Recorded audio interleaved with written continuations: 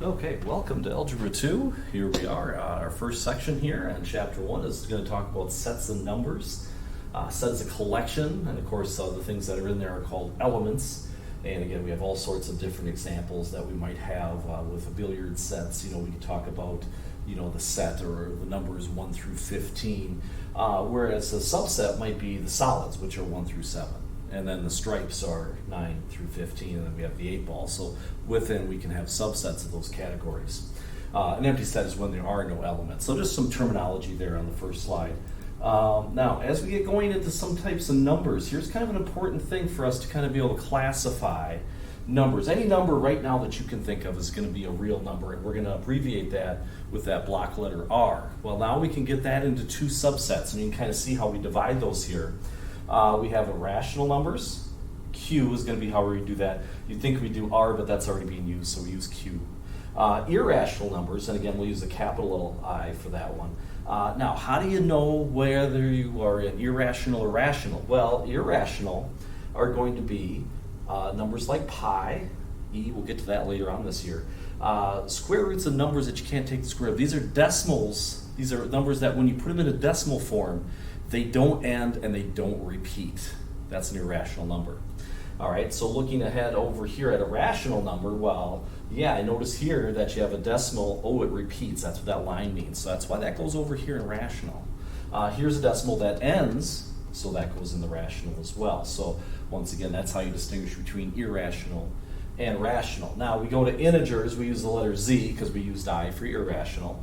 Integers are, well, basically just numbers without anything after the decimal point. So -5, +2, they could be positive or negative, could be 0 as well. Whole numbers are just the non-negative. All right, so just take out the negative integers here, and you have 0, 1, 2, 3, 4, 5, 6, all the way up. And then the natural numbers are almost exactly like the whole numbers. The only thing here is we don't include the 0. Natural numbers are just positive integers. So that's how we classify those. This is a good sheet to kind of refer back to.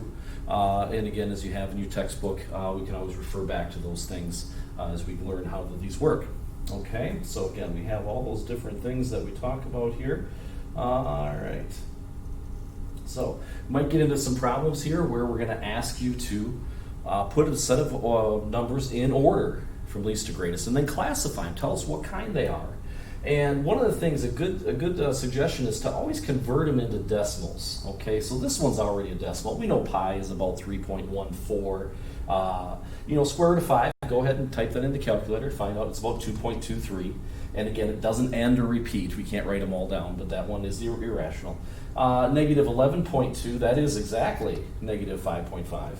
And then, of course, we already have the other ones in decimal form. So we can put those in order pretty easily. And then, of course, we want to classify those. So the smallest one here is negative 11 halves. Of course, that is going to be rational because it does end. All right. Square root of 5, remember that decimal did not end or repeat, so we'd say that that's irrational. 2.3 repeated. Now, because it repeats, that makes it rational.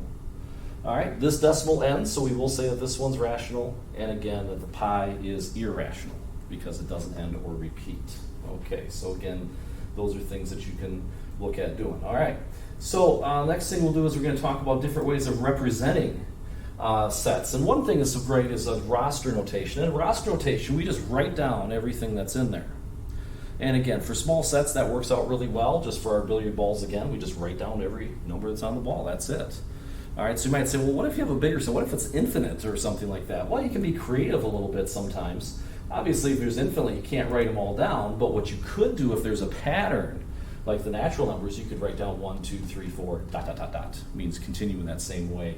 So that's kind of a sneaky way of writing it down if it is an infinite set, and you want to write it in roster notation just to show those down. Now, obviously, there's going to be some other ways of writing those, and another way is we kind of talk about this. Let's look at a number line. If we're looking at all the numbers between 3 and 5, not including 3 and 5, there's infinitely many. We can't really write all those down. So again, we can be creative and say, oh, okay, well, x is bigger than 3 but less than 5. It's in between. We say we sandwich that in there. So that's kind of a nice way of writing that. Now we can convert that into what we call interval notation. And in interval notation, we have to start and end at a point, at 2 points. And when we start, well, that's the first one. We always go left to right. This is going to be start at 3, end at 5. That's the interval. Now, the sneaky part here is, okay, these are open circles. These don't have the equal signs underneath, so it tells us that we're not including those. So if we don't want to include the endpoints, we put parentheses. All right, now if we do want to include those, we're going to put the square brackets. Okay, so that's only if you want to include that endpoint. Let's get a little practice with that, or let's kind of look at some other situations here. One thing to take a look at here is making sure that you know if it keeps going in this direction, we know that it's going towards negative infinity. And if it's going with an arrow this way, we're going to positive infinity. Now remember, we can't ever get there. So anytime that we're going off indefinitely, we're always going to use those parentheses when we're approaching infinity. All right, so here's some different examples of ways to write things going from a number line. Here's the number line. Now notice it's an open circle, so that means we don't include the endpoints. So we just say x is less than 3. That's an inequality. Now if we're writing this in roster notation, or I'm sorry, interval notation, notice that we're starting here at the left. We're not actually starting at a point. We're starting at negative infinity, which we don't actually get there. So what we do is we put a parenthesis, negative infinity, and we stop at 3. Remember, that's a parenthesis because we're not including 3. Now, a little different in this case. This time we're starting at negative 2, and yes, we are including that endpoint. So notice here in the inequality, we do have the equal sign. And then, of course, we're going to have a square bracket, because that means we want to include it. Well, we're going off indefinitely to infinity. Now we can't actually get there, so that's why we have a closed parenthesis. And there's just a couple other examples of some things that you might see. So pay attention with interval notation. Where do you start? Where do you end? And then is it a parenthesis or is it a bracket? Bracket means you include the endpoint, so keep that in mind here. Okay, some other examples that we have here. Something like this, if we have the interval notation, yeah, here we're going to start at 7. Now again, we're not going to include it, so we have the parenthesis. We're going to end at 12, and we do want to include it, so that's why there's a bracket there. All right, now we might have a couple different ways going from a number line. There's 2 different intervals. This one goes from negative 6 to negative 4, and we include the endpoints. This one we start at 5 and go to infinity. Now we don't include the 5, and we can't include infinity. So again, we write it with the parentheses there. So you either have to be in this bracket or this one. You can't be in both, so that's why it's a disjunct. That's why we call it or. It's either in this one or you're in that one. Okay, and there we go. Now the next one, this one is the one that people once kind of get a little touchy with right away, a little confusing after you get the hang of it. It's not so bad. Is that here we go, we have set builder notation. What we do is we have this fancy little bracket here, a brace as we call it, and we're going to say it's all values x such that, that's what that line means. So now we have to describe what's going on there, and then we may need to even include like what number set it comes out of. So in this case, we're saying, all right, x is between 8 and 15, not including 8, and it's part of the natural numbers. That means 9, 10, 11, 12, 13, 14, 15, because we're not including the 8. So that's just a way of writing it. Sometimes you might see it, there's a couple different ways you can write it. Sometimes it depends on how you do it. It takes a little skill and stuff to kind of get those used to a little bit. So let's try a couple of these here.